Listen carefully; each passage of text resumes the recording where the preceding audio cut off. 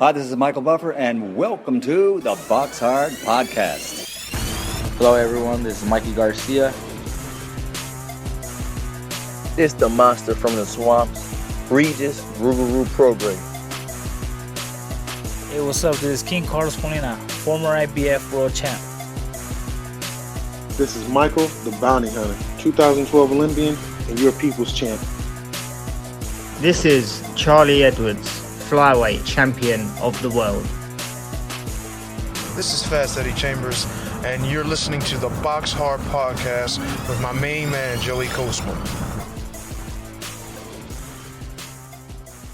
Hello, everybody, and welcome. Happy Christmas. It is the BoxHard Podcast, episode 219, aka the Christmas special. I'm your host, Joey Coastman. I'm joined as ever by the festive feeling, the little boxing elf himself, Mr. Ayaz Sumra. Ayaz, how are you? Happy Christmas.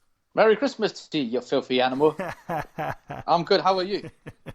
Very good, my friend. Very good, as always. But yeah, this show is probably not going to feel too Christmassy because usually in previous years when we've done the Christmas special show, there has been, not much boxing really circling the 25th of December, so this year's a bit different. Obviously there's fights to review, there's fights to preview, so it is going to feel a little bit normal. But one thing I will say, we always try to deliver on Christmas in terms of what we do on the podcast. We try to get, a few random guests together. I mean, the first episode that we did, the first ever Christmas episode that we did, I think we had 4 guests, if I remember correctly. It was Christmas of 2015. We had Lee Selby, Andrew Selby, Eric Molina, and Charles Martin. So that was a bit of a mashup there. 4 different guys on the show. I think after that we had Nonito Donaire, Tom Loeffler, and someone else on for another Christmas. Anyway, I'm getting a bit confused. Spencer Fearon came on for one Christmas. But this one is going to be pretty simple. Just one guest on this week's show. And the reason behind that is because I didn't want the show to go on for too long. There's a couple of interviews I've got in the pipeline, so it's just going to be the one interview this week, but it's going to be very in-depth. So, one very in-depth interview this week and one very in-depth interview next week to look forward to. So, yeah, it's going to be pretty exciting, this week's guest and next week's guest, the unofficial New Year's Eve kind of, or New Year pod that we're going to do next week. Again, we never take a week off, doesn't matter what time of the year it is.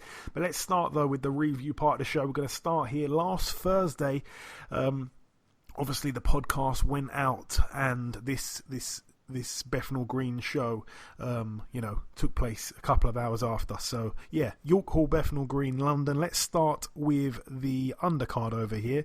I'm going to start with Craig Richards, actually. He managed to get a draw over 8 rounds against Chad Sugden. Chad Sugden, in the post-fight interview, said he had 1 week to prepare, I think it was, for Craig Richards. The thing that he said there that can mislead you a little bit is he was scheduled to fight, I think it was on the Saturday of that week anyway. So he was in camp, he was expecting to fight on the Saturday. He got a change of opponent, basically, a change of a fight date. They brought it forward 2 days earlier, and he fought Craig Richards, who, again, he wasn't prepared for. But Craig Richards, when I spoke to him a few weeks ago, he was looking at fighting in 2020, I think maybe in January or February or something like that. So, yeah, he certainly didn't think he'd be in the ring only about 10 days after I spoke to him. So I'm not taking that away from Sugden, I think his name is. I'm really making a mess of his name. But, yeah, credit to Chad Sugden. Very, very tough guy. And he was unbelievable. I don't think Craig Richards deserved to not get the win. I feel like he definitely did enough to get the win, but it was a draw, and Sugden won't forget that one.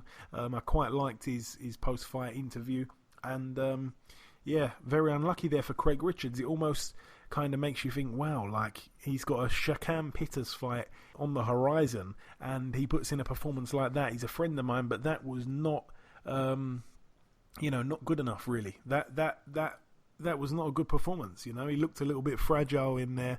He got caught a lot, and he won't be pleased. I know he won't be pleased. Did you happen to see any of this card, by the way, Ayaz, before I fly through the rest? Unfortunately, I didn't. Okay, I'm sure you were out hitting the stores, getting the Christmas shopping underway. But yeah, let's move on then. Let's go to the other fights on the card. Shannon Courtenay, she's now 5-0. A TKO for her in the 5th round against Bushra El Kwasi. El Kwasi was undefeated, 2-0 with 2 draws. El Kwasi was down in the 4th round and again in the 5th, like I say. So a good win there for Shannon Courtenay. Kieran Conway managed to pick up a points win over 10 rounds against Craig O'Brien. I think that was a late replacement, if I'm not No, I don't think it was, actually. So yeah, I didn't actually see the fight, if I'm being honest, but shout out there to Kieran Conway, now 14-1 with a draw. Luther Clay got a win over Freddie Kiewit. That was a good fight, by the way. All 3 judges saw it exactly the same, 97-93. That's 7 rounds to 3 in favour there of Luther Clay of Bracknell. He's now 13-1. That one was for the WBO Global Welterweight title. Moving up the card, Richard Riakporhe, 10-0. He took on Jack Massey, 16-0. It was for the vacant British Cruiserweight title. Jack Massey saw himself on the canvas in the 10th round. Yeah, that was a brilliant fight, by the way. I felt like Richard Riakporhe's gas tank emptied out pretty quickly, I guess, especially approaching the later rounds and stuff, the midway point and onwards. He was persistently holding. The referee didn't take a point. Jack Massey did end up getting dropped in the 10th round, but when we looked at the replay, I don't think it even should have been a knockdown, and that played a part on the scorecard, you know. Michael Alexander, 115-113. Exactly the same there from Howard Foster. But Robert Williams, or they call him Bob Williams, don't they? 117-111. That's 6 points there for Riakporhe. Absolutely disgraceful refereeing. Judging. That is one of the worst scorecards I've seen all year.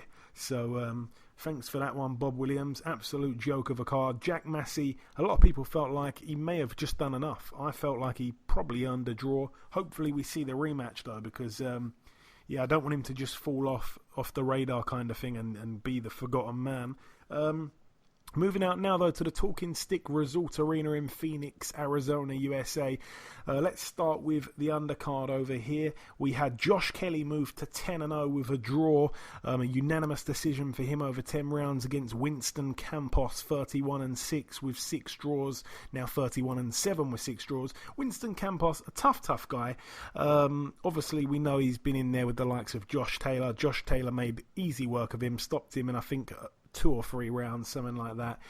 Josh Kelly, obviously not yet on that kind of level with Josh Taylor. Obviously, Taylor's probably the best fighter at 140 in the world. Josh Kelly, you know, not quite up there just yet in terms of that kind of scene. But I still expected him to look good against Campos and to probably get him out of there in about the mid-round, something like that. But it wasn't to be. Like I said, went the distance. You know, Josh Kelly picked his shots nicely throughout the night. He did get cut. I think it was in the very first round, and I think he was also down in the first round. But it was, you know, it was because he was off balance. It wasn't considered a knockdown by the referee. But yeah, you know, he was decent, Josh Kelly. You know, again, his shot selection was really good. He was backing Campos up throughout the fight. And whenever he tried to kind of draw him in, and he did that a lot, Josh Kelly, he'd kind of back off of his man and try and walk him onto a shot. Campos never fell for it. He never fell for any traps. He you know, he'd back up as well, actually. So it was a difficult kind of opponent. I want to kind of say that he came to survive, if anything, there against Josh Kelly. Obviously, we saw the flashiness that we always see, the you know, the gamesmanship that comes with a Josh Kelly fight. He's always exciting to watch. But it was another good win for him, in my opinion. Not gonna knock him really at all. I see a lot of people are. Danny Aryalusinov now 9-0, a TKO for him in 5 rounds against Alan Sanchez, now 20-5 with a draw. Gabe Rosado picked up a win. He's now 25-12 with a draw. very wide on the cards against Humberto Ochoa, who's now 33-9 with 2 draws. Liam Smith picked up win number 29. He's got 2 losses and a draw. A very wide win for him over points against Roberto Garcia, obviously former opponent of Martin Murray, now 42-5. Robert Garcia, tough guy. I expected Smith to go the distance with him, and that is what happened. But again, I don't feel like it was a brilliant fight for Smith. I don't know about Roberto Garcia. Beating him, it doesn't really tell you much. He's got a real inflated record. He is a tough guy, like I say, and Smith goes 10 rounds, and I just don't know what we've learnt really from that fight. I don't really see the point in fights like that for guys like Liam Smith, who I always felt was a level above at least of Roberto Garcia. Also on the bill, Maurice Hooker. He picked up a win against Uriel Perez. Sky Bet were doing some crazy bet boost if Maurice Hooker knocked him out in the first 4 rounds or something like that. When I looked at Perez's record, he's been knocked out in the first round a couple of times, and Maurice Hooker did it, once again. Stopped him in the first round. Now 27-1 with 3 draws. Maurice Hooker. That was his return fight from losing to Jose Ramirez. Uriel Perez, he's never boxed anyone of Maurice Hooker's caliber. Maurice Hooker can bang. He's got those freakishly long arms. And I felt like, for some reason, I felt like the Sky Bet boost for Hooker to knock him out within 4 rounds was practically printing money, really. So I lumped a bit on that. And the main event, Daniel Jacobs, now 36-3. A very strange one, Ayaz. Julio Cesar Chavez Jr. actually quit on his stall after 5 rounds. He didn't want to come out for round 6 at all. He's now 51-4 with a draw. Obviously, we know he missed the weight. But, shocking scenes there in Arizona. Talk to me. Well done to Danny Jacobs for winning the fight. Chavez Jr. is really disappointing me for retiring in the stall in the 5th round. He's a Mexico. He should have been. He should be living up to his father's expectation. You can see by the crowd when his father, when they pan the camera on his father's face, and his father just nodded no way and put his hand on his face. Danny Jacobs hit him with hit him on his nose and busted his nose up, and he said that he couldn't breathe. But if you're a fighter, you should be carrying on. You should be carrying on, and for something like that, it's a joke like what he did. But well done to Danny Jacobs for him. No, I think he should have a title fight, and I think he should be I think he should fight Callum Smith. I think that'd be a very good fight. Yeah, I think Callum Smith would be all wrong for him, but I definitely welcome the fight, especially if he's looking at staying at 168. But it was a crazy ending, I felt like Chavez actually started the fight really well. He was very aggressive. He was on the front foot for every second of the first 2 rounds. I feel like Jacobs did come back into it a little bit during round kind of 3 and 4.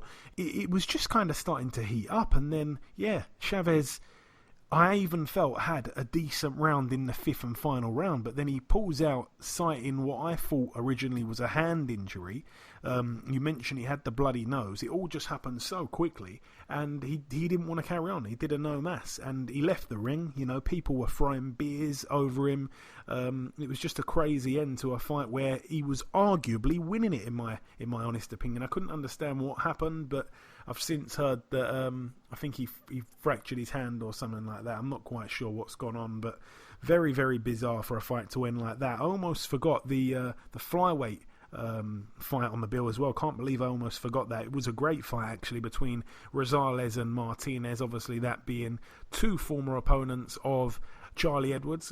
Christopher Rosales, good fighter. I did say that I feel like he'd pose a few questions really against Martinez, who's very small, stocky, got hammer fists, and the second round in particular was a sensational round. It was something new for Martinez, Again, like I say, he boxed Edwards, he boxed Andrew Selby, and he stopped them, but they're not boxers, they're boxers, they're not sluggers, so they're not really known for their punching power. Rosales, as we know, he's huge for flyweight. He can bang and he's tough as old boots. He'd never been stopped.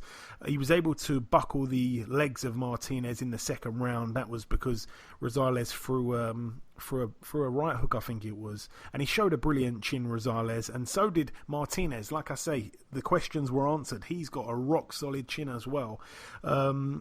yeah, it was a brilliant fight. Like I say, pretty much from the first bell, both men went at it. Neither man really took a backward step. They met in the middle of the ring and they slugged it out really for a lot of those early rounds. What I will say is I was real impressed with Martinez in the later rounds because he didn't really seem to slow down. I felt like the stoppage was a little bit premature, but I think Martinez really did have the fight in the bag regardless, and it's a big statement because he there becomes the first man to stop Rosales, so credit to him for sure. And he now becomes the champion. He's now the champion of the WBC at flyweight. It was obviously vacant, a title that he perhaps should have picked up against Charlie Edwards first time round, perhaps not actually thinking about what happened. It was quite weird, and then obviously popping for the banned substance, but it is what it is. Let's leave it there. Let's now go to the Entertainment Centre in Hurstville, New South Wales, Australia. Friend of the show, former world champion Billy Dibb, he was able to beat quite wide actually the undefeated prospect Van Tran, who was 12-0 going in. Two judges had it 9 rounds to 1 in favour of Dibb. The other judge had it 8 rounds to 2 in favour of Dibb, so unanimous there for Billy Dibb. Very pleased about that for him. Moving out now to the cruise terminal Altona in Hamburg, Germany. One fight to mention over here. Jürgen Bremer against Jürgen Doberstein. Jürgen Bremer now 52-3. A KO for him in round 7. That one was for the vacant IBF Intercontinental Super Middleweight title. Doberstein, like I say, I didn't think he'd really be on the level of Bremer. Bremer certainly getting up there in age, but still a good fighter to a certain level, you know. Doberstein now 25-4 with a draw. Moving out now to Russia.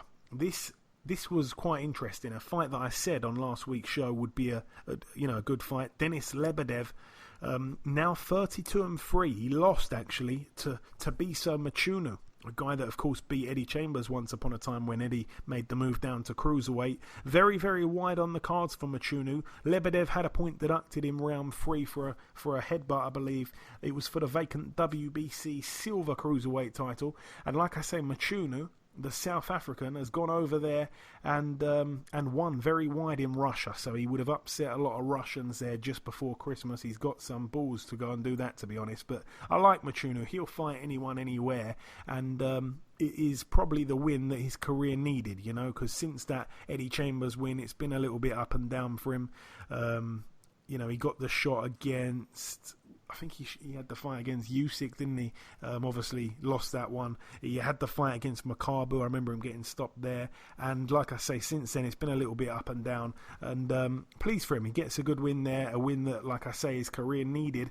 Also on that undercard, a real shocker. A real shocker. Dmitry Kudryashov, the Russian hammer. He went the distance for the first time in his career. That was his 27th fight. And the first time he's ever gone the distance. Obviously his record beforehand was 23-3.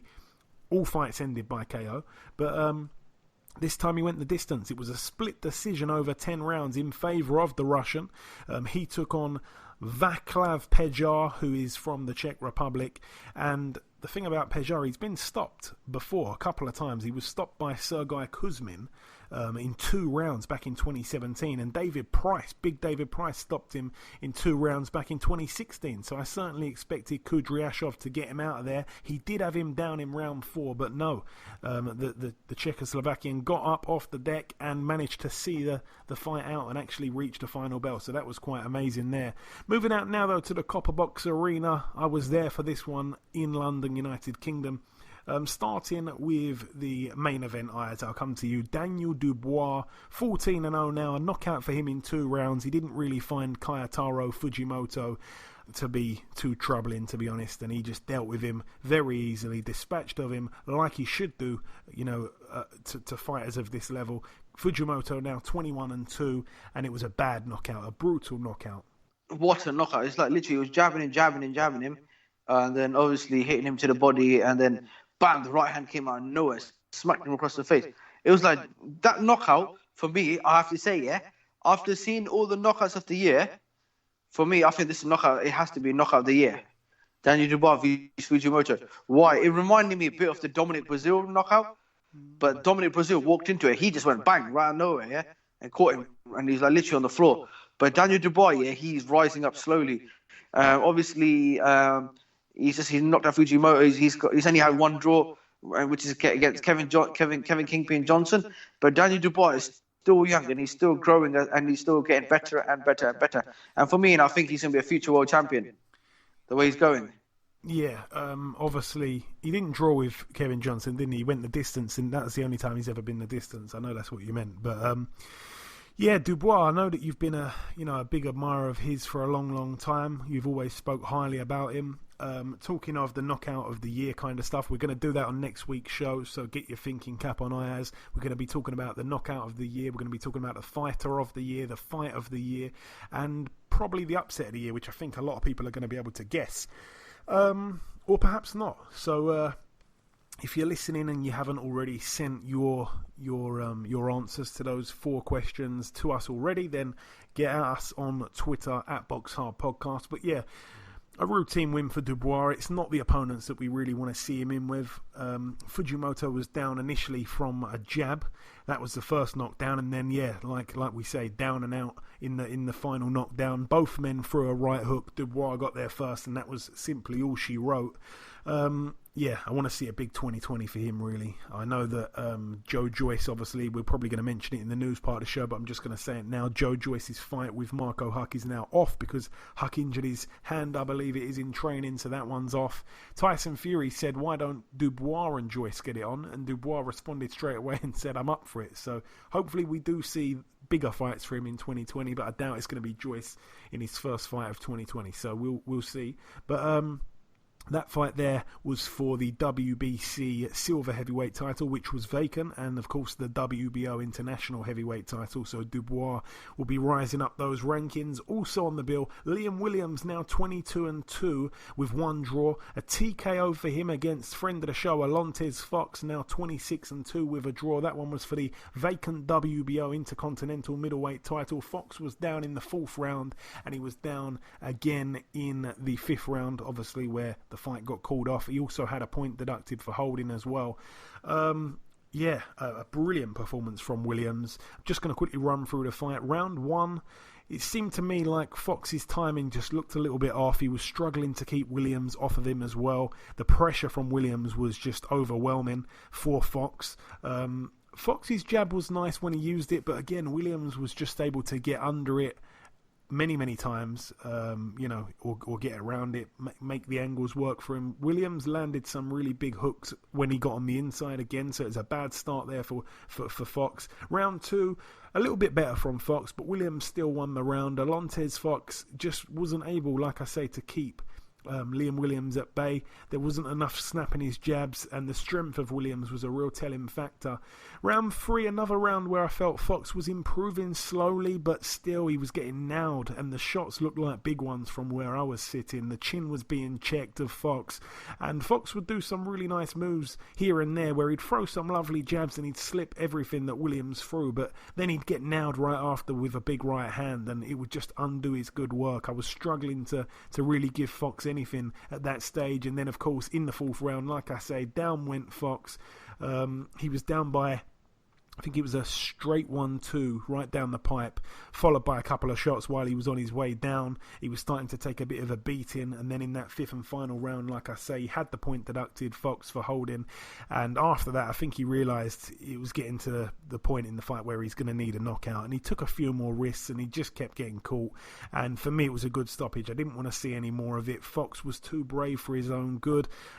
He's got a brave corner as well. Obviously his father, Trey Fox, trains him. He didn't think for one second, I don't think, about throwing that towel in, and I was gutted for Fox. He's a good guy, he's a friend of mine, but take nothing away from Williams. He's also been on the show a bunch of times. He blocked me on WhatsApp, so I'm not in his good books, but I still like him. Massive statement from Williams, and he of course does something there that Demetrius Andrade couldn't do. Definitely show me the odds for him to become a future world champion. It to me looks like printing your money out right then and there on the spot. Sonny Edwards managed to pick up a win, now 14-0. He's also now the new British super flyweight title. He'll be very pleased. His Christmas, I'm sure, has been made there. I also seen comparisons on Twitter by certain boxing accounts. They're comparing him already to the likes of Lomachenko, so he'll be very pleased with that. Sonny Edwards was down though in round 7. He was cut above his right eye in the 9th round. Credit to Marcel Braithwaite. I called it out on last week's show. Decent fighter, good fighter. Seemed like he could punch. Seemed like, he had quite a bit of speed about him as well. But he hadn't beaten anyone with a winning record going into this one. And, looking back at the scorecards, quite a wide one there for Sonny Edwards, who actually went into the fight with smashed up hands. And his hands looked awful when he took a picture afterwards.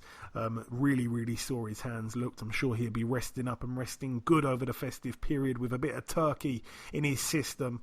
Archie Sharp managed to be the very last fight on the bill. So I'm not even sure if they showed it on TV, but if they did, and you haven't already seen it, go and watch that one back. He took on a relatively unknown Artjoms Ramlavs from Latvia, 11-0 with 6 KOs going in, so he was undefeated, and he fought with a lot of pride, I've got to say it. He didn't take a backward step. It was, of course, for Sharp's WBO European Super Featherweight title. Ramlavs was down in the 6th round, and he had a point deducted in round 8 for hitting Sharp in the back of the head, but it was a real rough and tough fight for Archie Sharp. Now 18-0, a unanimous decision for him over 10, but Ramlavs was just a tough guy, kept coming forward. Archie wasn't really boxing to his best. We've seen him, the way he can box a brawler. He can box and keep it long and basically dance all night and look really good and not get involved in a tear-up. But too many times Archie would, just be happy and willing to trade and, make it a very tough night's work for him. And that's what it was. His face was quite badly beaten up. His nose was bloody after the fight. But credit to Ramlavs, he turned up and he gave it his all. He really did. I'd like to see him back actually on these shores, perhaps against a Leon Woodstock or something like that. That would be complete fireworks there. Definitely, I'd like to see him back. But Archie Sharp remains undefeated. Now number 4 with the WBO in their world rankings. Tommy Fury, of course, was also on the bill. Now 3-0, a knockout for him in the very first round against Prism Slaw Binienda, who's now 2-27. A KO for Fury in the first round, like I say, very, very quick. I think it took about 1 minute and 5 seconds or something for him to dispatch of his opponent. I think he was down twice. Or it could have even been 3 times. He didn't even throw a punch, actually. Very, very poor there from him. Moving out now to the Toyota Arena in Ontario, California, USA. This is the final card to mention, I believe. There may be one more, actually. Tony Harrison. He was actually dethroned. He lost the rematch against Jamel Charlo. I don't think we went to the predictions, but all along I felt like Jamel Charlo would get the win. I felt like it'd probably be on points, but no, he was able to get him out of there. Like I say, round 11, Jamel Charlo now 33-1. He rights the wrong. Tony Harrison now 28-3. Charlo was cut in round 2. It was a headbutt. I think it was his eye that was cut, if I'm not mistaken. Harrison, again, he was down in round 2 and then twice in round 11. But he boxed really well, Tony Harrison. Looking at it on paper, it doesn't really tell the story of the fight. 2 judges had Jamel Charlo up by 3 points in that 11th round. So, obviously, Tony Harrison was going to get screwed on the scorecards anyway. So, yeah, the other judge had him up by 1 point. So, he would have needed a knockout, Tony Harrison, and I wasn't strictly scoring it. I was watching it with my brother-in-law, and I wasn't really strictly scoring it, but the rounds that I did score, I didn't score round 1. The round 2, obviously, was a 10-8 round for Charlo. I think it was a left hook that put Tony Harrison down. Round 3, great response from Harrison. He definitely won the round, and he started to take over at that point, after the rocky start. Round 4 was a brilliant round. Both men were having big moments. Harrison started forming a pattern really of starting off the rounds quite slow, letting Charlo have a bit of success, but then finishing really strong. So that 4th round for me was a brilliant round. It seemed like it was a real tactical affair early on there. A wide variety of shots from both men landed upstairs and downstairs. A real chess match, like I say. Charlo might have won that 4th round though. Round 5 for me was a Harrison round. Round 6 for me was a Harrison round. Again, his defense was excellent, Tony Harrison. perhaps doesn't really get the credit for having a great defence. Every now and then he'd land a peach of an uppercut as well in that 6th. But, yeah, I was, even through the first 6 rounds there, just watching it and not strictly scoring it, I felt like we could be on to a potential Fight of the Year contender, a late edition. Again, round 7 and 8, I didn't score. Round 9, I felt like Harrison won the round. His jab was excellent in that round. Round 10, Charlo won the round. Again, his jab was excellent in this one. And he didn't really use his jab in the earlier rounds. He didn't really try and set his shots up. He was trying to land power shots time and time again, and his jab was great in round 10. And obviously in that 11th round there was the second knockdown, and Jack Reese questionably let him continue, and then Harrison got backed up onto the ropes and Charlo was trying to pour on the pressure, and to be honest, nothing really landed clean. And dare I say it, I felt like Jack Reese might have just waved it off a tiny bit prematurely, because in my opinion it wasn't the right time to stop it. He should have stopped it after that second knockdown if he wanted to stop it. He shouldn't have let Harrison carry on and not really give him a chance, because like I say, he was on the ropes, he knew where he was, and he was evading the shots that Charlo was pouring in. So a bit of a bad stoppage there in my opinion from Jack Reese. I'm being a little bit critical there. Also on the undercard we saw Jack Tapora lose his a bit of a shock there. 23-0 he was going in. He got stopped in the first round against Oscar Escandon, now 26-5. It was a body shot. Is there anything else on that card to mention? Yes, actually. Andre Durrell picked up win number 27. He's got 3 losses inside 30 fights. A KO for him in 5 rounds against Juan Cabrera. Cabrera was down in the 3rd round and the 5th round. He was stopped on his feet in the end. And the heavyweight prospect from Nigeria, Efia Jagba, now 12-0, but it wasn't smooth sailing. A KO for him in 5 rounds against Iago Kiladze, now 26-5 with a draw. Former opponent of Joe Joyce, former opponent of Michael Hunter. Both men stopped him. Jagba was down though himself in round 3. He had Kiladze in all sorts of trouble. He had him down in the 2nd round, and in this 3rd round he was out on his feet. Kiladze, he could barely stand up.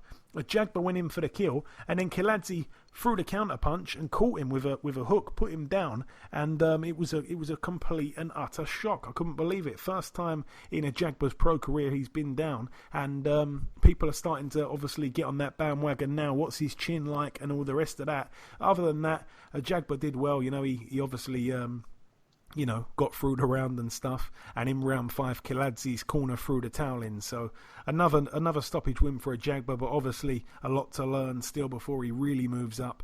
And the final card to mention, it happened at the Arena. That's all it's called. It's called the Arena in Yokohama, Kanagawa, Japan. Of course, this one happened Monday the 23rd of December. Ryota Murata, now 16-2, a TKO for him in 5 rounds against Stephen Butler, who we've seen before. I can't remember who Butler faced now, was it? Can't remember who he faced. He's got his loss to him. Now 28-2 with a draw. That one was, of course, for Murata's WBA World Middleweight title, a TKO for him in 5. And Mariti Mfanle, I think that's how it's said, could be saying it really wrong. He's the IBF World Flyweight Champion. He was able to defend his title with a TKO in 9 rounds against Akira Yagashi, now 28-7. Mfanle, or whatever his name is, I know he's a South African fighter, very, very old. I think he's could even be in his 40s. He's one of the oldest. He is probably the oldest world champion, actually, in boxing. So credit to him. He was going to fight Charlie Edwards at one point. Didn't end up happening. Also on the bill, Chocolatito Roman Gonzalez, now 48-2. That was his 50th fight. It was a bit of an easy touch. A TKO for him in 2 rounds against DML Diakos, who's now 14-6 with 3 draws. But that was everything from last week. That was the review part. It's now time to welcome our first and only guest. Ladies and gentlemen, please welcome the former WBC and IBF Welterweight World Champion. It is, of course, Mr. Andre Berto. Andre, welcome to the show. How you doing, my man? How you doing? Very good, my friend. Even better now I'm speaking with you. So, Andre, it's the first time we've had you on the show. I want to start really with just a typical opener. What got you into boxing? I think I know the story, but just for those that don't know, let us know. My father was a fighter. He was an overall, fighter when it comes to the mixed martial arts and and he had a few different disciplines, but I was a young kid with a lot of energy. That used to get me in trouble a lot. So he used to just start taking me to the gym with him at an early age. If it was boxing, if it was grappling, if it was taekwondo, whatever he was doing. His long runs. And, when it came to boxing, I just fell in love with it. I fell in love with it. One of my first days at the gym, they put me in there with a kid that it just didn't look like he was anything. And, he put his hands on me. And I was just surprised on how technical he was to beat me up. And I was a rough kid. I was a rough kid growing up, man. So I didn't see it coming, and it just fascinated me. And I wanted just to figure it out. I wanted to learn it. And I come from a family of fighters. And mostly everybody has. I mean, they've been into the martial arts, and I just wanted to do something different. And I wanted to go into the fight game, and I wanted to do the whole boxing thing. I loved it. I love watching fights with my family. All the big fights back in the day, the Sugar Ray Leonards, the Marvin Haglers, the Mike Tysons, and it went from there. It certainly did, and obviously you had a good amateur career, making it to the Olympics and stuff like that. But getting on to your pro career, sure. You turned pro in December. I think it was December the 4th, 2004. I want to revisit some of your biggest nights in boxing. So forgive me for rushing past some of the early wins, but like I say, you're more than welcome to interrupt me at any point to say something about a fight I may have skipped, but. If I skip forward to February the 9th, 2008, now at this point you're 20-0 with 17 KOs, you're in California, an eliminator for the WBC Welterweight World title. Your opponent, Michael Trabant. Trabant was a really good fighter. I mean, he may not have been a massive name in the States, Andre, but a very good fighter. He went on to have 57 fights before retiring in 2014, but he was only ever stopped one time. Wow. It was you that stopped him. Talk me through that fight, obviously being an eliminator for the world title back then. Well, I didn't know too much about him back then. I was just I was a young, hungry kid, man, that was just focused on trying to win that world title. I didn't care who I was in front of, and I knew the kid was from out of the country. I knew he was tough, but but I was on a mission, and from the first bell on, I came straight to him, and I just imposed my will on him and imposed my speed and my power, and I just wanted to just get him out of there, and I did. Yeah, he certainly did. He retired on his store after 6 rounds. Like I say, no one ever did that to him at any point in his whole entire career. And then, of course, you got your shot at the vacant WBC world title, Miguel Rodriguez in Tennessee. I feel like I'm repeating myself a little bit here, but again, Rodriguez retired in 2009, 33 fights as a professional, only been stopped once in his whole career. You were the man to break the record again. A KO in round 7. Wow.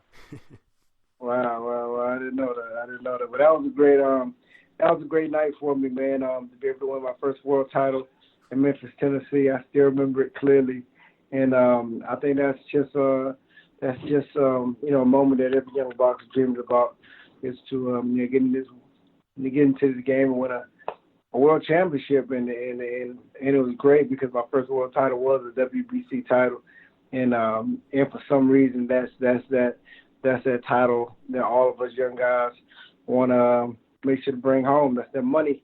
That's the money belt.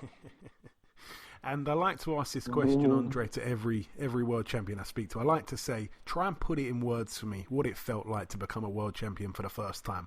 I like to hear the responses, because a lot of people say a lot of different things. It's actually it's quite comical sometimes. Yeah. They're just trying to explain it to a normal guy like me who will never win a world title. Yeah.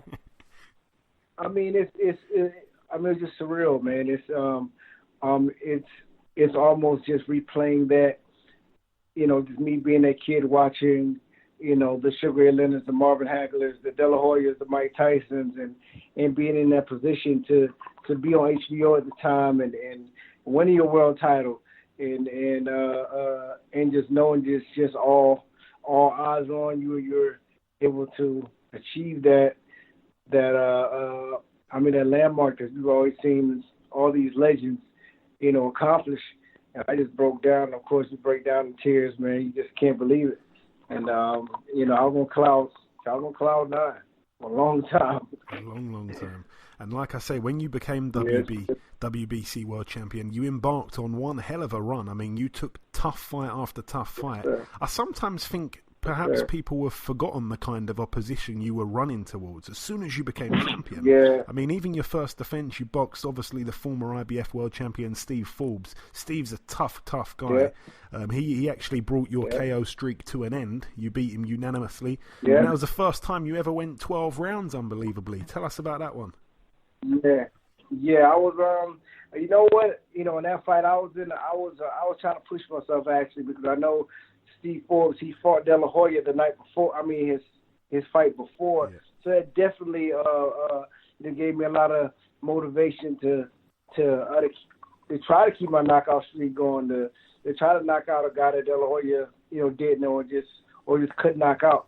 You know, with Stevie Forbes, it's like, you know, I mean, he's a tough customer. You know, he's been in the game for a long time. He's definitely a crafty veteran. And he's just not one of those guys that you can just take out like that. But learned a lot, and he's had a lot of experience from it. It was a great win under my belt. And again, your very next fight, you're in there with former world champion Louis Collazo. Collazo pretty much can give anyone a tough night, and it was a rocky start to the fight from your point of view, but ultimately you carved out another 12-round unanimous decision. Talk us through that one, what you can remember of it, Andre. Tough fight, man. Tough fight. You know, tough softball. And, I mean, Louis just came to fight. I thank God that I was in, great shape. And, he didn't care what people were saying about me. He didn't care, how much hype I had. You know, he came to get it. And I respect him for it, and we fought a hell of a fight that night. It really was, and even to this day, he still doesn't really care much about who he fights. He's still causing prospects problems time and time again. Exactly. Again, Andre, after that, I mean, you box another former world champion, this time in the shape of Juan Urango. You didn't really have any problems, though, getting by him, really, in that fight. It seemed like his style didn't really trouble yours. He came in, he just... we knew he was just a rough, rugged guy, and I was the kid that always, everybody knew that can just, go in there and just bang it out, just knock these guys out, and I just wanted just to switch up the game plan a little bit. We boxed them all night, and every time we got close, we clinched them up and just took them out of his element, and it ended up being a pretty easy night for us.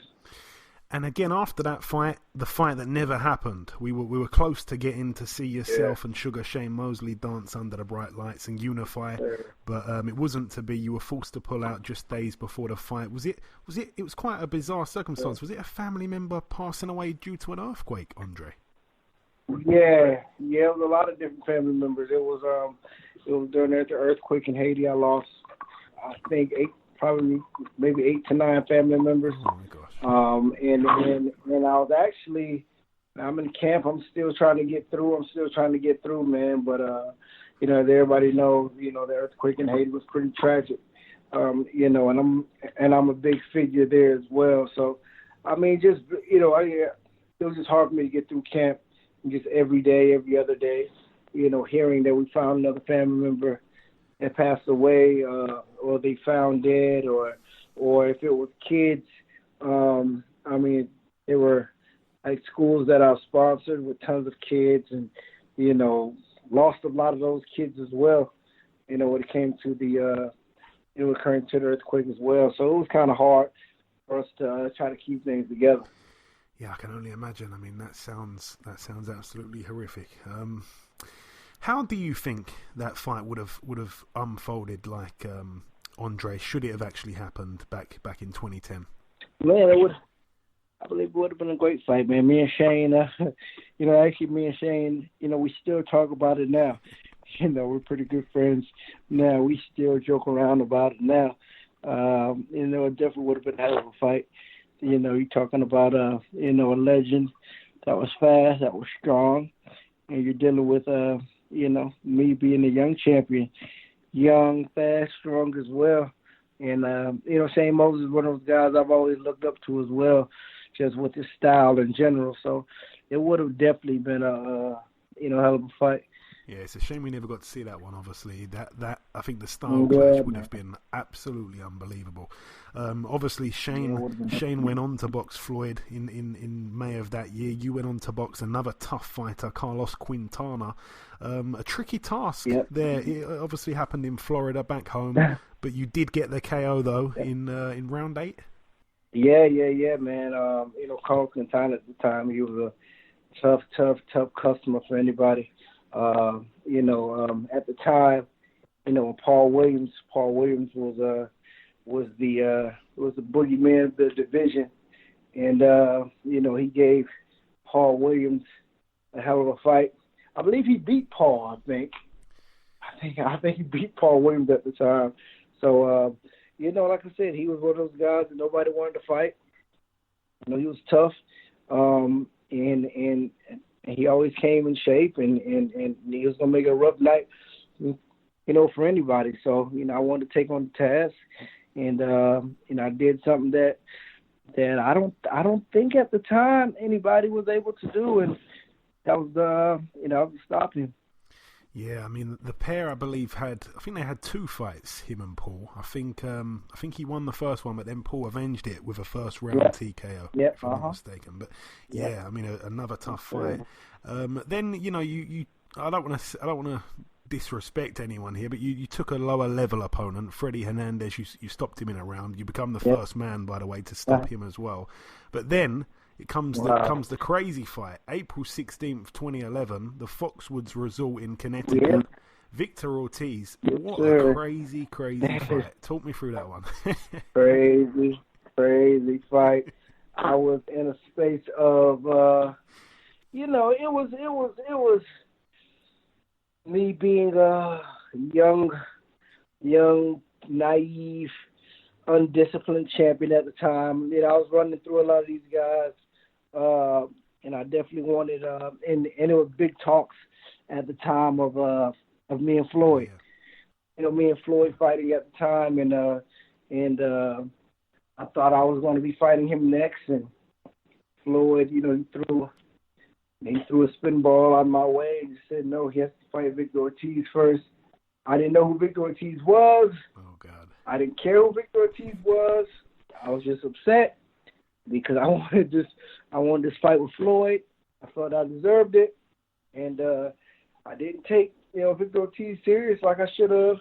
I looked past him. I didn't train like I should have. I felt like I was on that young champion. I was on that young cocky champion high, and and I didn't do what I was supposed to do, and I walked in that ring and Victor Ortiz, he was ripped and ready, and I believe that like they say, he was in the best shape of his life, and it turned into a fight that I didn't ever expect, and everybody seen what happened, and still now, it was a tremendously exciting fight, but definitely, it definitely hit me a different way, of course, because it was my first loss, and it was a tough one for me to take. Yeah, I'm sure everyone listening to this interview has seen the fight. You have to have seen that fight. Obviously, Andre was down in the first round. Ortiz was down in the second round. Both men were down in round 6. Ortiz had a point took off late. It was a completely crazy fight. But how were you left feeling after that, Andre? Because obviously you mentioned there that the Mayweather fight was in your grasp almost, and then you had to get through Ortiz first, and then obviously losing your own and losing out for a while on that Mayweather fight. Was that a difficult position you were left in? Yeah, of course. I was a young, hungry champion, and I just know what I wanted, and I felt like things didn't come like I wanted to because of that one fight, and I was in a place of I knew how I highly anticipated every one of my fights were, and from that loss, I really felt like the world came crashing down on me. Felt that I was just so embarrassed, and I felt that everybody in the world just watched that fight and see me lose. I was walking through the airport with my hoodie on. I locked myself in the house for weeks. I actually left. And went to, I flew out the country and went to Bali for like a month just so I can get away from all the noise. It was just in all the newspapers. It was everywhere. It killed me, man. I just had to get away from everything just so I could get peace of mind and, try to get myself back together. And 5 months later, you're back in the history books. This time, Mississippi against the IBF World Champion Jan Zavek. I mean, you dethrone him again. You become the first man to stop him. Again, I keep saying this. What was it like though to become a world champion for the second time, Andre? Oh man, it felt great. It felt amazing. Being able to get back to where I left. But to be honest, just mentally, I still wasn't all the way back like I needed to be, I believe. But like I said, it was a lot of hard work, a lot of effort just to get back to where I needed to be, and that's to be the world champion. And I was happy, I was excited, and I'm always just ready just to keep pushing. And you there was a few things that happened outside of the ring. It kept you out of the ring for 14 months. You returned though against Robert Guerrero. This again was a bit of a shock. You were down in the first and second round. The winner would end up fighting Mayweather, but once again it didn't go to plan for you. You lost unanimously over 12. Probably Robert Guerrero's best performance of his whole life that night, even now. But just tell us about it from your point of view. There, another time where you seemed like the Mayweather fight just wasn't ever going to happen, wasn't meant to be. Man, no, yeah, it wasn't, man. I was in the place as well. I mean, a lot of these guys, say like the Ortiz, the Guerreros, the Carrasses. I mean, a lot of these guys, they with a guy like me, we had so much of I've always had big eyes on me every time I perform. Even though if I had a bad night, off night, whatever the case may be, but the fact that these guys, for them to come in and try to put on their best performances that they can, of course, made everything look bigger for them on their side. But like I said, with that fight as well, I was still, just honestly, I was just still dealing with, the mental situation of taking my first loss. I believe that's one thing that a lot of people need to understand as well. Like when you're an athlete and you have that invincible confidence, and that gets shattered to a point, or that gets broken to a point, it's most of the time it's the most confident, the most dominant ones. It's hard to get back, or they can't get back at all. We've seen it in mixed martial arts with Ronda Rousey. We've seen it with a lot of other, great fighters that it's hard for them to climb back up, or hard for them to get their groove back once that invincible spirit is broken. So I think it took me some time to get back up, because for somebody to feel like Superman and to feel like, oh man, I may have a weakness now. I took my first loss, but you start second guessing yourself. You start going through a lot of these different things mentally in your mind that it tends to affect your performance as an athlete. And I believe all great athletes, they could that's taken a loss or have taken or have suffered an injury can attest to what I'm saying. So within that whole spill of the Ortiz, Guerreros, the Carrasses, I'm still trying to build my confidence back to a sense. And I believe after a few of those fights, I really just had to dig deeper within myself and just to remind myself of who I was, and to buckle down and grab hold of that confidence again and just continue to push forward. Yeah, I mean, I've said it time and time again on the show. I'm sure it's something you'll agree with as well, that, your first loss, especially in combat sports, it simply either makes you or breaks you. Definitely, for sure. yeah. And like I say, you sure. were out of the ring for 8 months before then, boxing Jesus Soto Carras. The fight was a super close fight right up until the last rounds. Obviously, he dropped him in the 11th, but then he was able to score the TKO in round 12. And sorry, go on. I mean, same thing in the Carras fight. I mean, in every one of my losses, everybody has also seen that my willingness to never, ever, ever, ever give up. It doesn't matter. How the fight looks. It doesn't matter how I'm feeling at the time. I don't know what give up means. So even with the Carras fight, I tore my shoulder like in the second or third round, but went on to try to make it happen and to drop him in the 11th, I believe. Dropped him in the 11th with one arm and try my best to try to finish the job, but of course I got caught up in the mix. And Andre, did you ever experience a time in your career, you'd taken a couple of unexpected losses? Did you ever have an experience where, people close to you were jumping off the bandwagon, people were doubting you, and perhaps if you've had any experiences of what it's like to lose people that you thought were there for you in the highs and the lows, but they just weren't when it come to the lows? Of course, I think that's I think that's just the game in general, but I've been blessed to compete at this high level for 15, 16 years now.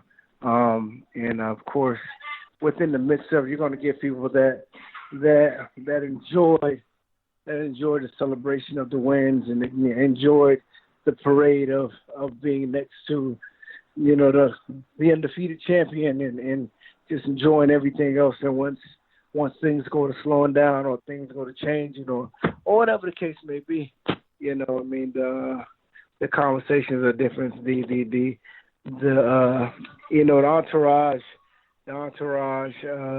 kind of dies down. But after that, once you get through that first stage, it's all about the respect factor from there. I've been the type of guy that I've always got a lot of respect, in and out the ring, as well. I've always tried to stay solid. I've never been, so shallow of a fighter to just be up or just feel like I'm great just because of my wins or my knockouts. I mean, everybody that's followed me, they know that I've always been a solid guy, in and out the ring. So it's always, so I've always kept a strong fan base and a strong, group of friends because of that. And again, you then stayed out the ring for another 14 months before returning with a win over Steve Upshaw on points. Then, of course, you stopped Josecito Lopez in a fight in which you were behind on the scorecards. But then you finally do land the Floyd Mayweather fight, September 12th, 2015. You weren't able to beat the self-proclaimed TBE. But talk us through it. Was he the best of this era as well, in your opinion, Andre? Of course, from this track record, you can't say that. Me fighting him, I just expected a lot more, of course. I trained like an animal for that fight. Going into that fight, my confidence was up, to 1,000. But of course, you need to understand something at the same time. Floyd is a guy that he's already built a tremendous career. He's already built tremendous legacy. He doesn't have to try to lay it all out in that ring anymore. I believe that he's established himself in a way that when it comes to judges, when it comes to just the eye of the public, when it comes to just whatever the case may be, they understand who he is, and he knows how to command his authority in the ring without doing much. That's what I kind of seen by being in there with Floyd. That some rounds I felt like I didn't hit him and he didn't hit me. He just, Floyd just does enough right now. I can just say with me and just right now within that fight, he just does enough to win. He does enough to get out of each round without any punishment, if any, and he's very precise with everything he does. If it's time management, if it's him, somewhat showing his, his ring generalship and just showing his dominance within the ring. He's going to do that without hitting you. That's one thing about it. A lot of people don't realize Floyd is a guy. He's a master at slowing down the pace. First off, so any of these guys that you see, the Pacquiaos, the Canelos, all these guys that have very high-paced fights, like Floyd is a master of slowing it down. He can slow it down and realistically be in front of you, looking like, he's being dominant, but he's a master of stalling. He can stall you. He can stall you, really make it look like he's going to punch or he's doing this or he's doing that, but he's just stalling for time and he'll walk off you. He, like, all the way around, he's just a mastermind within that square circle. That's my first time being in there with somebody that I seen that was that comfortable in the ring with every step that every step in the ring. You can just tell how comfortable his feet were moving on every ounce of that ring. He knew where everything was at. He knew every square footage of the ring. If it was punches thrown, knowing how to slip.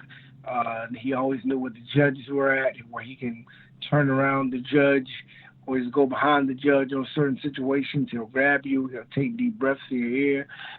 He takes time to look up at the clock to try to manage his time. He's very, very calculated and precise in the ring. Just enough.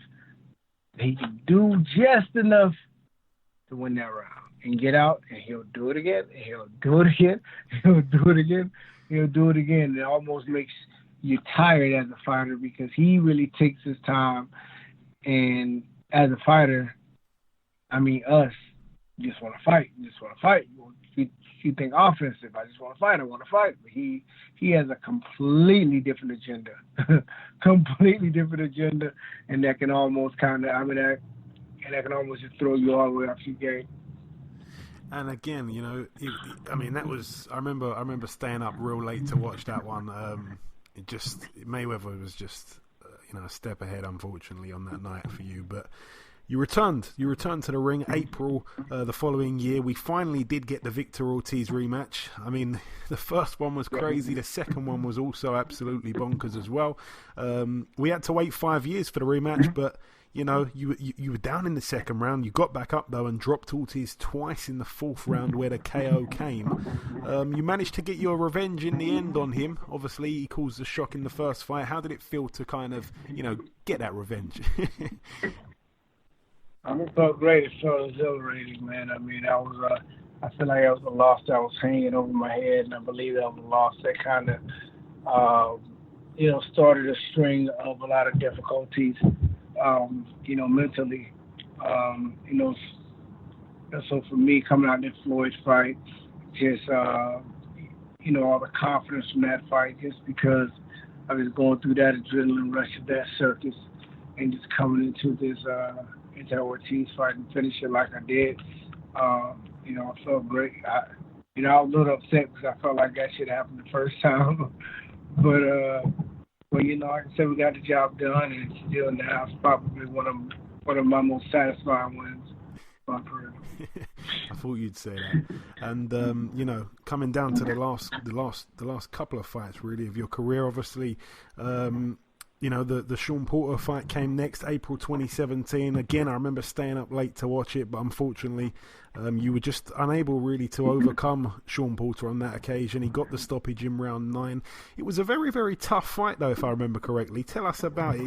He's such a pressure fighter. He almost brings pressure fighting to another level, Sean Porter. Yeah, it was just ridiculous. That was completely rugged fight.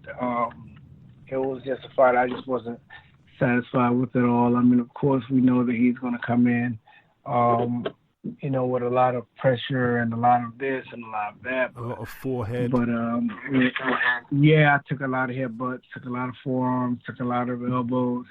It was just one of those type of fights that kind of just gets you off for your game, especially if the referee isn't doing anything to, do anything about it. So, like even up until they stopped it, I got hit with a really bad headbutt, that shook me up, and it was just hard for me just to recover from that. And then, of course, your last fight that you've had, again, you took quite a lengthy spell out the ring, but after the Porter loss, 16 months, I believe it was, before returning against another former world champion, Devon Alexander. Obviously, you were down in the third round, but you were able to carve out a split decision victory over 12. Not everyone, though, was in agreement with the decision on the night, but obviously they're not the judges. Talk to me about that one, Andre. Yeah, man. I mean, that was a great fight. I mean, I took a lot of time off and, came back. Came back and, me and Devin, we were supposed to do that, I believe like 2-3 years before, but we couldn't make the fight happen, and, we finally did, and it was, it was a close fight, close fight. I came to fight, he came to fight, and both of us knew we had a lot on the line. So, I definitely was in great shape, and I was able to edge him out towards the end. And Andre, obviously you haven't boxed since then, but as far as I'm aware, you haven't hung the gloves up either. What is next on the radar for yourself? We're not sure yet. We'll see. I took some time off. I was supposed to be fighting in August, actually. But I was in the week before the fight, I tore my bicep, so I had to have surgery to reattach it. So I had to go through rehab and had to go through a lot of different things. So, but looks like I'm good. I feel great. So we're going to see what the top of the year brings. And is anything else going on outside of the ring for you in terms of, you're getting to that stage in your career now where I feel like I think you even said it yourself, you won the big fights, the big paydays. Have you got anything going on in terms of, I don't know, business-wise outside of the ring that's keeping you busy in the time that you're not fighting? Yeah, man. Yeah, we're definitely staying busy outside the ring. We definitely have some big announcements coming in 2020. Okay. So we want to keep everybody abreast of that when it comes to things outside the ring as well. Okay, and I want to ask you, who was the hardest puncher that you was ever in the ring with, Andre? No, you know what? I tell people this all the time, and I don't know if people remember this fight. But one of my earlier fights on HBO, it was a kid named David Estrada. Yes. David Estrada, me and him went to war for like 11 rounds. I think I knocked him out in the 11th. But he's still probably the hardest puncher, one of the hardest punchers that I was in the ring with. And they just came at me relentless all night. And that was the first time I took that type of punishment, even though I came out with a win, took that type of punishment and went back in the dressing room and I pissed blood the first time ever. Beat my kidneys up. Yeah, he was a mean guy. Yeah, again, that was I started on the Trabant fight and I actually missed that one out, so my apologies. But yeah, it's good to know that. Yeah. Obviously, you must have done some serious sparring with all kinds of names over the years. Who would you say is the best fighter that you ever sparred? Best fighter that I've ever sparred? I could probably say Winky Wright. I used to go I've sparred everybody, of course. Me and Andre Ward would go a lot around. Everybody. Ike Cortez, Jeff Lacey, Shambi Mitchell, but I think one of the guys that just sticks out in my mind that I've sparred maybe hundreds of rounds with, probably be Winky Wright. Yeah, of course. Winky Wright and probably anybody that'll tell you that's ever sparred with him. He's just hard to hit. I mean, he just keeps that tight guard up and he comes off that block nice and he works, man. Like he's tremendous. He's a tremendous fighter. So I helped him get ready for both the Shane Mosley fights at the time. Yeah, and of course he was able to beat him in both of those.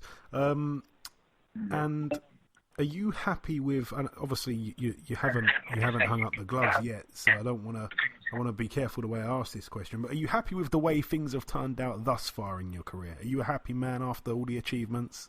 Yeah, I mean, I have to be. I mean, I'm the type of guy that it comes from nothing. So to be able to, come from a small town, my parents being, Haitian immigrants, to be able to be the hottest young fighter in boxing at the time, and to be able to be in that small percentile of making millions of dollars, and to be able to fight on the biggest stage, possible. They see that book. My book is always going to be a lot of up and down challenges that they're going to be able to read, and it's going to continue being exciting.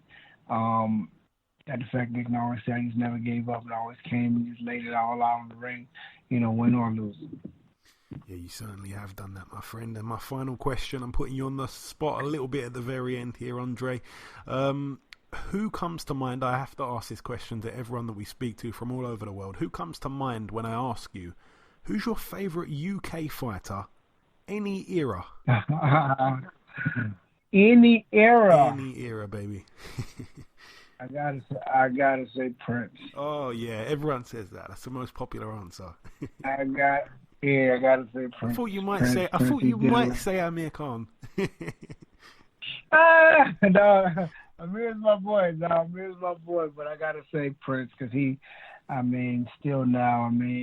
Still just haven't seen anybody do it like Prince, and most of the time, 98% of the time, you see a lot of UK guys, they envy us American fighters. They envy this and envy a lot of things that we do over here or who we are over here.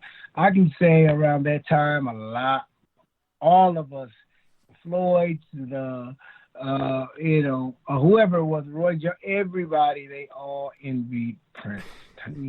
Prince knows them, how he did it, how he was just the way that he just entertained and he finished the show. Everybody envied that guy at the time for sure. And just finally, Andre, if you've got any closing words just to the people that listen to this interview, obviously we've got listeners all over the place, but primarily the UK fans that have supported you throughout your career, if you've got a word or a sentence just to say in support of those guys. Yeah, man, you guys have been supporting me for a long time. I appreciate it. I thank you. We have big things coming up in 2020 in and outside the ring, so stay tuned. Stay tuned.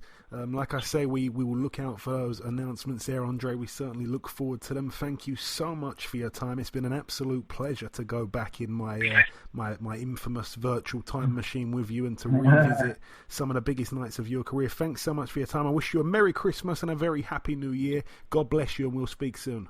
Thank you, my man. You too. Okay, now it's time for part 2 on this week's show. Let's go to you, Ayaz, with the latest news. Give it to me.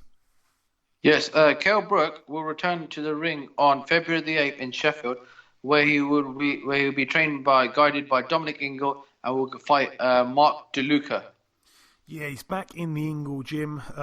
That's a good thing, obviously. He didn't look good in that fight against Zerafa. He takes on Mark DeLuca, 24-1. A lot of people criticising this. He's got the one loss to Walter Wright, but he did avenge it. So in fairness to him, he's beaten everyone he's faced. But, I'm hearing decent things. He's known as the Bazooka Mark DeLuca, but I'm hearing decent things. He's a southpaw. He's a true 154 fighter. I don't know, because based on what we saw in that Zerafa fight, I don't think it's going to be easy for Kell Brook. I know that that's a very unpopular opinion because people are not seeing the fights that we wanted to see. We hoped that Amir Khan and Kell Brook would finally get it on. It's not to be. It's now this guy here who a lot of people hadn't heard of. They've gone and started Googling him and stuff like that. But what I'm hearing, he's actually a decent fighter, so could be interesting. So I'm probably not going to get liked too much from my comments here, but I'm not going to hate on it too much, to be fair. All the best to Brook. And finally, the last news is that Caleb Plant will face Vincent Feigenbutz for the IBF Super Middleweight title in February the 15th at Bridgestone Arena in Nashville.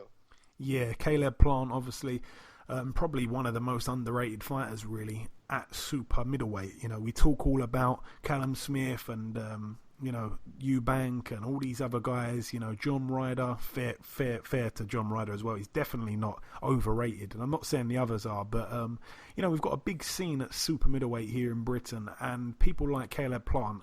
You know, also Billy Joe Saunders, of course, but people like Caleb Plant, I don't feel get the credit that he deserves. I think Caleb Plant on his night could beat any of the champions at 168. I really do. So, again, it's probably going to be an easy win for him. I think he wins it quite easy. I think Feigenbutz is even perhaps made for his style, but we shall see. You know, we shall see. All the best to Caleb Plant. Obviously, he's got a very very deep and quite disturbing, sad story, and I just wish him all the best because he's been through it outside of the ring. Is that it for the news, Ayaz?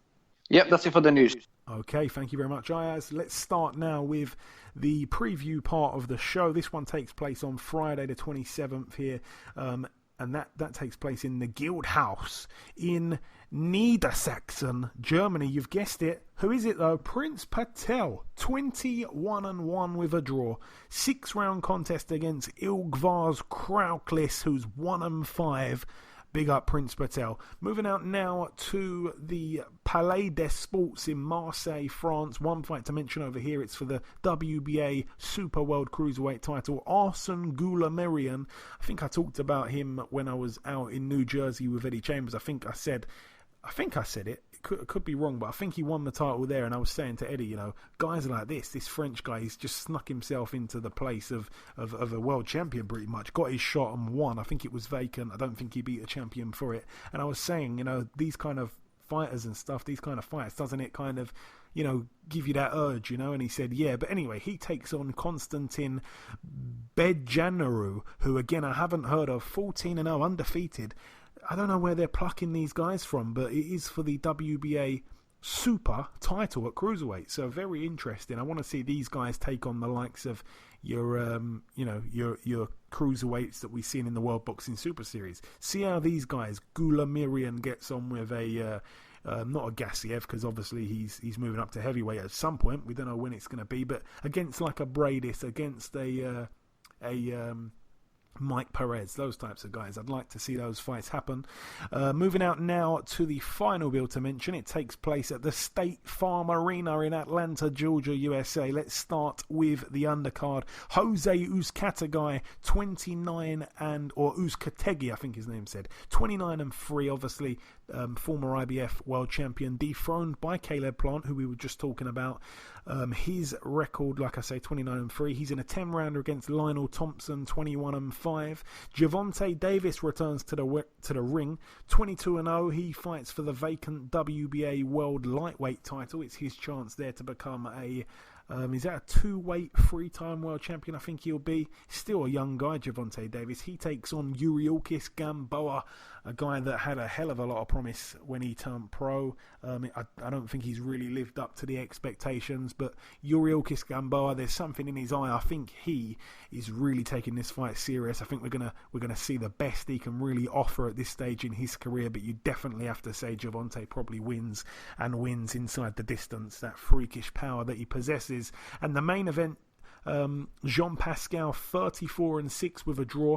Quite surprised that we didn't get to see the Marcus Brown rematch straight away. I think Marcus Brown, I think it was a voluntary defence, but for whatever reason, Marcus Brown must have not put a rematch clause in there.